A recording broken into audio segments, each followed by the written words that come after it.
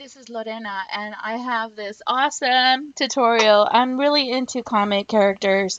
I love Superman, but my favorite is Wonder Woman, so of course I'm going to do a tutorial with her.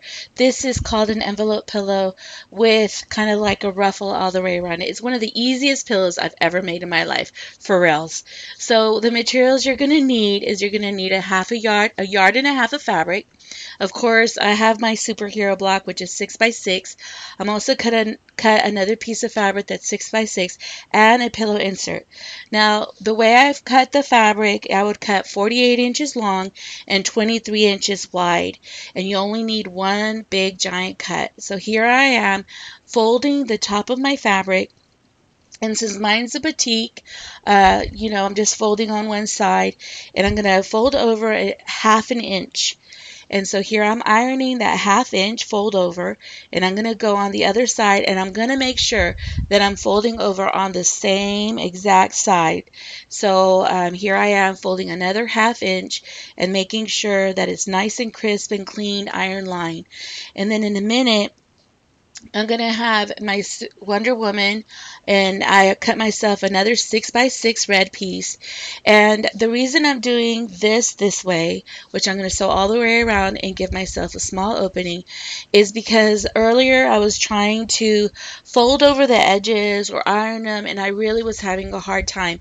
And I noticed that this was the easiest way. When I flipped the fabric right side up, the edges were nice and crisp and clean, and they were square and they weren't wonky. And so here you see me turning her inside out or right side out, and I'm pushing the fabric corners and pushing the fabric out. Now, any design, any picture designs that you want to do to make this pillow, you go for it. If someone loves Snoopy, if someone loves Green Lantern, whatever, I was even thinking of Star Wars to do this pocket in the Star Wars, or whatever you want to do. It doesn't matter. It's up to you. It's just a little design. So here you see me on the red fabric, I'm sewing, a straight seam, and I'm going to sew 2 straight seams on each side. And the reason I'm doing that, it just gives a little bit of extra structure. That's what I found. So here I am sewing, and then in a minute I'm going to go to the iron, and I'm going to iron those seams that I just sewed and make sure it's nice and clean. Now, here I am ironing the fabric. Let me tell you what I did to get my center mark. I got my fabric and folded it in half, and then I got my fabric and folded it in half again. So I folded my fabric vertically, and then I folded my fabric horizontally to get an X in the center of my fabric. And now I'm folding my Wonder Woman, like you see me there, so I could put her right in the center of the fabric. Now I'm pinning all the way around. So now that I have her all pinned down, I'm going to go to the sewing machine, and I'm going to sew from one side all the way to the other side. I'm leaving the top open because that's going to be a pocket for me. And I stitch forward and backs on the very start, and I'm also going to stitch forward and backs at the end of it, so it creates a little bit more reinforcement for that pocket so it won't tear easily. Now, earlier I showed you, or I said on my video, that I folded it in half vertically and horizontally, so I have center grid marks through kind of like the ironing. And the reason that's important is because in a minute you're going to use the iron mark, which is your center mark, to fold in the fabric. So here is my iron mark, and I'm measuring an inch and a half on one side and an inch and a half on the other side. And this is where the edge of your fabric is going to kind of have a grid line right there. And I'm pinning, and then I'm also going to do the other side. And from the center, I'm going to also measure another inch and a half. And here I'm putting it on the top so I know where to put the edge of that fabric and pin it. And I'm going to also do that on the opposite side. This way, you know that your lines in the back of your fabric are going to be clean and straight. Also, you're tucking in those seams enough that when you put the pillow form, it will not open on you and you don't have to use Velcro or buttons or zippers to make sure that it looks nice and shut. And so that's why I'm doing that. And here I'm untucking the pin that was hidden and I'm making it so I can see it. So when I go to the sewing machine, and I'm sewing a straight seam all the way straight on one side, and I do it on the other side. And you only need to do this on two sides if your fabric is the length that I suggested.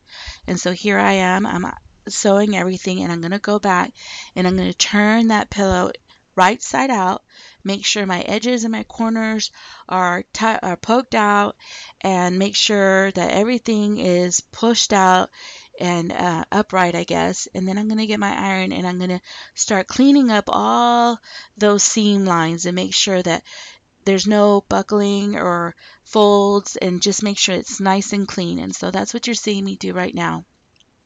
And in a minute, you're going to get glue, Elmer's glue. I'm using basting glue. It's still the same. It works the same. And the reason I'm going to glue right here, I'm going to shut the mouth of the back of the pillow.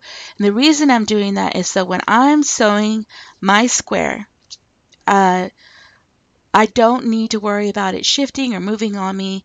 And now I'm going to go, and my pillow form was 17 by 17. So if yours is 18 by 18 or 14 by 14 or 12 by 12, you could still do this.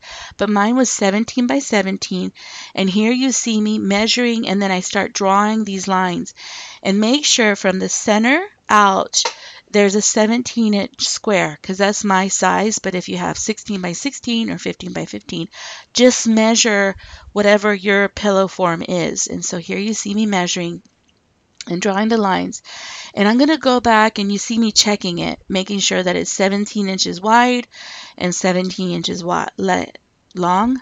I'm saying it right?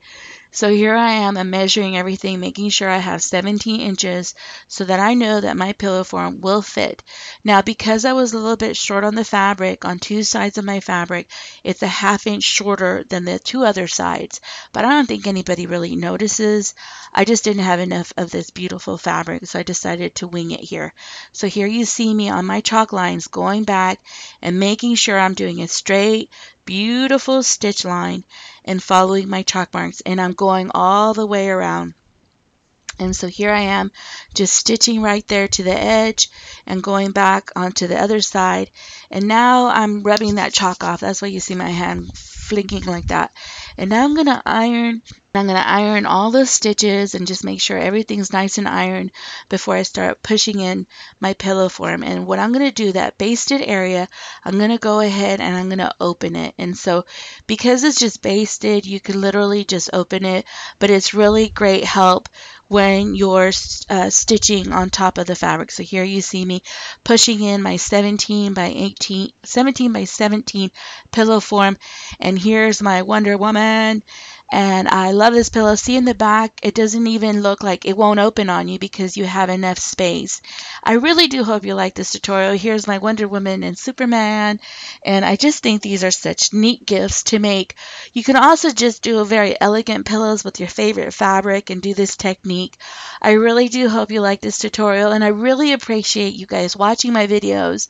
I appreciate you guys subscribing, and I just wanted to thank you for all the support and viewership, and I just wanted to do this for you guys. I hope you love this tutorial as much as I do. Have an awesome day and a great weekend. See you later.